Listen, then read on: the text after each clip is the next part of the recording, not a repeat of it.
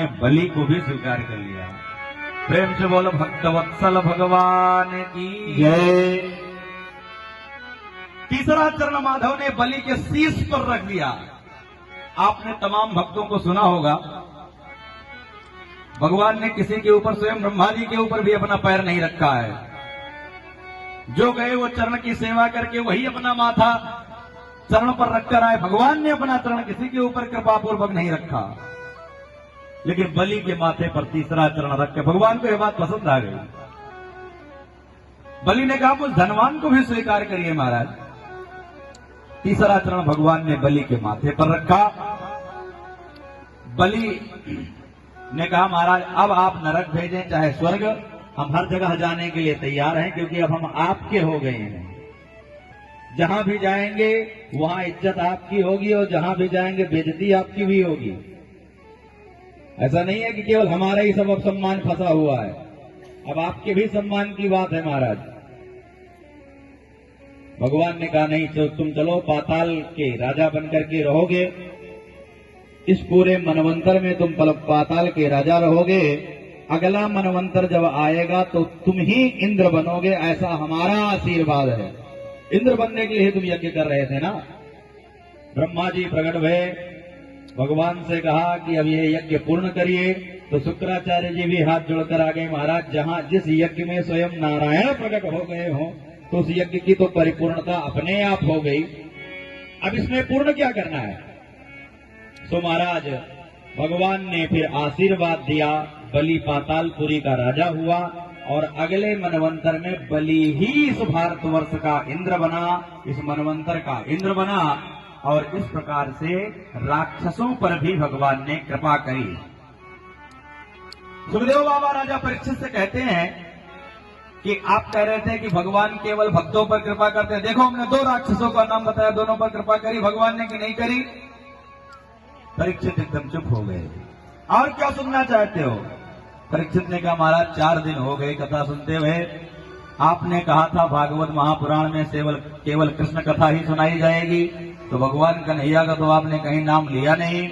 और भगवान कन्हैया का जब आपने नाम नहीं लिया तो मेरी यही इच्छा है कि उनका जीवन थोड़ा विस्तार से सुनाइए। भगवान ने कहा कि द्वापर में चलने से पहले हमें त्रेता से होते हुए गुजरना पड़ेगा, यानी कृष्ण कन्हैया का नाम लेने से पहले हमें राम जी का चरित्र सुनना पड़ेगा। सो आदौ राम तपोवनादिगमनम हत्वा मृगम कांचनम वैदेही हरणम जटायुमरणम सुग्रीव संभाषणम बाली निग्रहणम समुद्रतरणम लंकापुरी दाहनम पश्चात रावण कुंभकर्ण हननम एतद्धि रामायणम। प्रेम से बोलो सीतारामचंद्र भगवान की जय। इस प्रकार से 9वें स्कंद को प्रणाम करते हुए, सीता रामचंद्र के चरित्र को प्रणाम करते हुए, केवल क्योंकि समय अब अपने पास ज्यादा है नहीं और भगवान श्री कृष्ण के चरित्र की ओर हमें आगे बढ़ना है। राम जी का चरित्र अगर हजारों वर्ष तक गाया जाए, सुखदेव बाबा कहते हैं, तो भी समय कम पड़ जाएगा, उनका चरित्र कम नहीं पड़ेगा।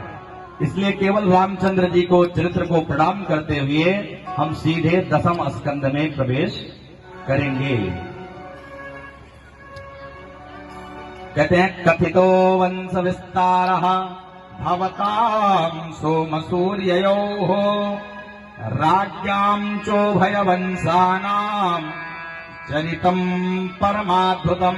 महाराज श्री कृष्ण कथा के साथ बिल्कुल कोई कंजूसी नहीं होनी चाहिए, पूरी व्याख्या सविस्तार आप सुनाइए कि ब्रह्मा जी से चला ये सृष्टि का क्रम तो कैसे चला, थोड़ा हम विस्तार से सुनना चाहते हैं। तो सुखदेव बाबा कहते हैं इस वंश परंपरा को जो भक्त सुनता है, कल हमने निवेदन किया था ना कि 3 दिन अगर कथा नहीं श्रवण कर पाए हैं, चौथे दिन केवल भगवान के वंशों को श्रवण कर लीजिए, केवल पूरी लिस्ट, तो आपका कल्याण हो ही जाएगा।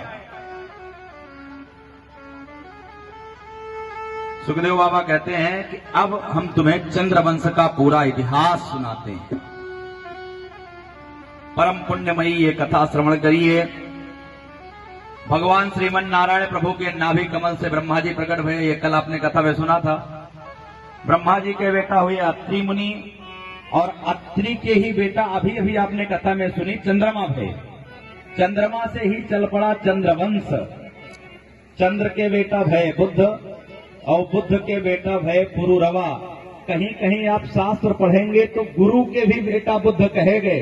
तो यहां पर कंफ्यूजन नहीं होना चाहिए, क्योंकि कारण यह है कि बड़ा कथाएं सब बड़ी मार्मिक हैं। कौन सी छोड़ी जाए, कौन सी कही जाए, ये बड़ा कठिन है।